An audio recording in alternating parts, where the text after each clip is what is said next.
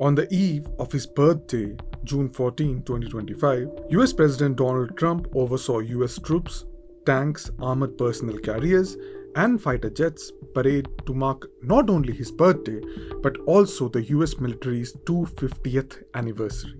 Other than a lack of enthusiasm from the troop march and Trump's sullen face, the event has also been criticized for the rising autocracy in the US and its cost to the environment. It generated over 2 million kilograms of climate warming emissions, roughly the same as producing 67 million plastic bags or the annual energy consumption of around 300 households, according to an analysis by the progressive think tank Institute for Policy Studies and The Guardian. The event showcased 150 military vehicles, including 60-ton tanks, armored combat vehicles, and over 50 helicopters and aircrafts.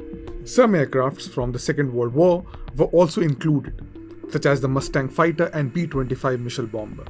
And these archaic machines are gas guzzlers, consuming hundreds of gallons of fuel every hour. The emissions that were expected from this activity are comparable to those generated by flying 4,700 people in first class from North Carolina to Washington, D.C. The estimate, though, is likely conservative, as it doesn't account for the pollution caused by transporting thousands of participants, horses, and equipment to the event or other energy used during the parade.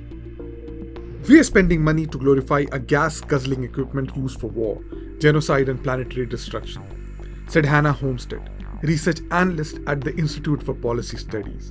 Her statement is centered around the fact that some of the vehicles that are part of the parade have been used to transport napalm during the Vietnam War and are now currently being used by Israel on Gaza. Lindsay Koshagarian, program director at the Institute for Policy Studies, said that the parade's emissions were egregious. She said, "This parade comes alongside proposals for a $1 trillion Pentagon budget, along with massive cuts to healthcare, food program, and an ideological attack on climate programs both in the Pentagon and across government."